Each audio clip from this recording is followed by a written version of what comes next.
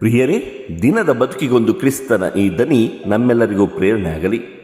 ತಪಸ್ಸು ಕಾಲದ 5ನೇ ವಾರ, ಮಾರ್ಚ್ 23, 2026, ಸೋಮವಾರ.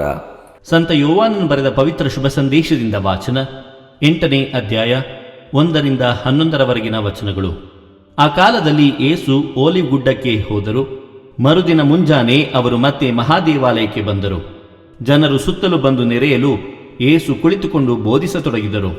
ಆಗ ಧರ್ಮಶಾಸ್ತ್ರಿಗಳು, ಫರಿಸಾಯರು ಒಬ್ಬ ಹೆಂಗಸನ್ನು ಅಲ್ಲಿಗೆ ಕರೆತಂದರು. ಅವಳು ವ್ಯಭಿಚಾರ ಮಾಡುತ್ತಿದ್ದಾಗಲೇ ಸಿಕ್ಕಿಬಿದ್ದಿದ್ದಳು. ಅವಳನ್ನು ಎಲ್ಲರ ಮುಂದೆ ನಿಲ್ಲಿಸಿ, ಬೋಧಕರೇ, ಈ ಹೆಂಗಸು ವ್ಯಭಿಚಾರ ಮಾಡುತ್ತಿದ್ದಾಗಲೇ ಸಿಕ್ಕಿಬಿದ್ದಳು. ಇಂಥವರನ್ನು ಕಲ್ಲೆಸೆದು ಕೊಲ್ಲಬೇಕೆಂದು ಮೋಶೆಯೇ ಧರ್ಮಶಾಸ್ತ್ರದಲ್ಲಿ ವಿಧಿಸಿದ್ದಾನೆ. ಈ ಕುರಿತು ನಿಮ್ಮ ಅಭಿಪ್ರಾಯವೇನು ಎಂದು ಪ್ರಶ್ನಿಸಿದರು. ಯೇಸುವನ್ನು ಮಾತಿನಲ್ಲಿ ಸಿಕ್ಕಿಸಿ ಅವರ ಮೇಲೆ ತಪ್ಪು ಹೊರಿಸಬೇಕೆಂಬುದೇ ಅವರ ಉದ್ದೇಶವಾಗಿತ್ತು. ಯೇಸುವಾದರೂ ಬಗ್ಗಿಕೊಂಡು ಬೆರಳಿನಿಂದ ಮರಳ ಮೇಲೆ ಏನನ್ನೋ ಬರೆಯುತ್ತಾ ಕುಳಿತರು. ಬಂದವರಾದರೂ ಮೇಲಿಂದ ಮೇಲೆ ಪ್ರಶ್ನೆ ಹಾಕುತ್ತಲೇ ಇದ್ದರು. ಆಗ ಯೇಸು ನೆಟ್ಟಗೆ ಕುಳಿತು, ನಿಮ್ಮಲ್ಲಿ ಪಾಪ ಮಾಡದವನು ಯಾವನೋ ಅಂಥವನು ಇವಳ ಮೇಲೆ ಮೊದಲನೆಯ ಕಲ್ಲು ಬೀರಲಿ ಎಂದು ಹೇಳಿ ಪುನಃ ಬಗ್ಗಿಕೊಂಡು ನೆಲದ ಮೇಲೆ ಬರೆಯತೊಡಗಿದರು. ಇದನ್ನು ಕೇಳಿದ್ದೇ ಹಿರಿಯರಿಂದ ಹಿಡಿದು ಅವರೆಲ್ಲರೂ ಒಬ್ಬೊಬ್ಬರಾಗಿ ಅಲ್ಲಿಂದ ಕಾಲು ಕಿತ್ತರು. ಕೊನೆಗೆ ಅಲ್ಲಿ ಉಳಿದವರೆಂದರೆ ಯೇಸು ಮತ್ತು ನಿಂತುಕೊಂಡಿದ್ದ ಆ ಹೆಂಗಸು. ಆಗ ಯೇಸು ತಲೆ ಎತ್ತಿ, ತಾಯಿ, ಅವರೆಲ್ಲ ಎಲ್ಲಿ? ನಿನಗೆ ಯಾರೂ ಶಿಕ್ಷೆ ವಿಧಿಸಲಿಲ್ಲವೇ ಎಂದು ಕೇಳಿದರು. ಅವಳು, ಇಲ್ಲ ಪ್ರಭು ಎಂದಳು.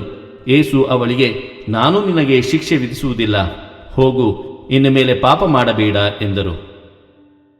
ಪ್ರಭುವಿನ ಶುಭ ಸಂದೇಶ. ಕ್ರಿಸ್ತರೇ ನಿಮಗೆ ಸ್ತುತಿ ಸಲ್ಲಲಿ. ಚಿಂತನೆ. ದಯೆ ಪ್ರೀತಿಯಿಂದಲೂ ಒಬ್ಬ ಪಾಪಿಯನ್ನು ತಿದ್ದಬಹುದು. ಪ್ರಭು ಯೇಸು ಕ್ರಿಸ್ತರಲ್ಲಿ ಆತ್ಮೀಯರೇ, ಯೇಸು ಸ್ವಾಮಿ ಈ ಜಗತ್ತಿಗೆ ಬಂದದ್ದು ಪಾಪಿಗಳನ್ನು ಹುಡುಕಿ ಹಾಗೂ ಅವರ ರಕ್ಷಣೆಗಾಗಿ. ಈ ಜಗತ್ತಿನಲ್ಲಿ ಎಲ್ಲರೂ ಪುಣ್ಯವಂತರಾಗಿದ್ದರೆ ಯೇಸು ಜಗತ್ತಿಗೆ ಬರುವ ಅವಶ್ಯಕತೆ ಇರಲಿಲ್ಲ. ಯೇಸು ಬೋಧಿಸಿದ್ದು ಪ್ರೀತಿ, ಶಾಂತಿ, ಕ್ಷಮೆಯನ್ನು. ಕಾನೂನನ್ನೇ ದೇವರನ್ನಾಗಿ ಮಾಡಿದ್ದ ಫರಿಸಾಯರನ್ನು ಈ ಕಾರಣಕ್ಕಾಗಿಯೇ ಅವರು ಖಂಡಿಸಿದರು. ಫರಿಸಾಯರ ಮತ್ತು ಧರ್ಮಶಾಸ್ತ್ರಿಗಳ ಕಾನೂನಲ್ಲಿ ಪ್ರೀತಿಗೆ, ಕ್ಷಮೆಗೆ ಅವಕಾಶವಿರಲಿಲ್ಲ. ಅಲ್ಲಿ ಕಾನೂನು ಪಾಲನೆಯೇ ಮುಖ್ಯವಾಗಿತ್ತು. ಹಾಗಾಗಿ ವ್ಯಭಿಚಾರದಲ್ಲಿ ಸಿಕ್ಕಿಬಿದ್ದ ಮಹಿಳೆಯನ್ನು ಯೇಸುವಿನ ಬಳಿ ಕರೆತರುತ್ತಾರೆ. ಯೇಸುವನ್ನು ತಪ್ಪಿನಲ್ಲಿ ಸಿಕ್ಕಿಸುವುದೇ ಅವರ ಮುಖ್ಯ ಉದ್ದೇಶವಾಗಿತ್ತು. ಪ್ರಿಯರೇ, ಧರ್ಮೋಪದೇಶ ಕಾಂಡ 22ನೇ ಅಧ್ಯಾಯ 13-24 ವಚನಗಳ ಪ್ರಕಾರ ವ್ಯಭಿಚಾರದಲ್ಲಿ ಸಿಕ್ಕಿಬಿದ್ದ ಮಹಿಳೆಯನ್ನು ಕಲ್ಲಿನಿಂದ ಹೊಡೆದು ಸಾಯಿಸಬಹುದಿತ್ತು. ಒಂದು ಪಕ್ಷ ಯೇಸು ಕೊಲ್ಲಲು ಅಪ್ಪಣೆ ನೀಡಿದ್ದರೆ ಪಾಪಿಗಳ ವಿರೋಧಿ ಎಂಬ ಹಣೆಬರವನ್ನು ಕಟ್ಟಿಕೊಳ್ಳುತ್ತಿದ್ದರು ಹಾಗೂ ಅವರ ಪ್ರೀತಿ, ಕ್ಷಮೆಯ ಬೋಧನೆಗೆ ಧಕ್ಕೆ ಉಂಟಾಗುತ್ತಿತ್ತು. ಯೇಸು ಕ್ಷಮೆ ನೀಡಿದ್ದರೆ ಅವರು ಮೋಶೆಯ ಕಾನೂನನ್ನು ಮೀರಿದಂತಾಗುತ್ತಿತ್ತು. ಫರಿಸಾಯರ ಕಪಟತನವನ್ನು ಅರಿತ ಯೇಸು ಯಾರು ತಪ್ಪನ್ನು ಮಾಡಿಲ್ಲವೋ ಅವರಿಗೆ ಕಲ್ಲನ್ನು ಎಸೆಯುವ ಅವಕಾಶ ನೀಡುತ್ತಾರೆ. ಪರರನ್ನು ದೂಷಿಸುವ ಮೊದಲು ನಮ್ಮ ನೈತಿಕತೆಯ ಪರೀಕ್ಷೆಯಾಗಬೇಕು. ತಪ್ಪನ್ನು ಖಂಡಿಸಬೇಕು, ಆದರೆ ಅದು ಅಮಾನುಷವಾಗಿ ಅಲ್ಲ, ಮಾನವೀಯತೆಯ ನೆಲೆಗಟ್ಟಿನಲ್ಲಿ. ಪ್ರಿಯರೇ, ಮಾನವೀಯತೆಯ ನೆಲೆಗಟ್ಟಿನಲ್ಲಿ ತಪ್ಪಿತಸ್ಥರನ್ನು ತಿದ್ದಲು ಶಿಕ್ಷೆ ಬೇಕಾಗಿಲ್ಲ. ದಯೆ ಪ್ರೀತಿಯಿಂದಲೂ ಕೂಡ ತಿದ್ದಬಹುದು.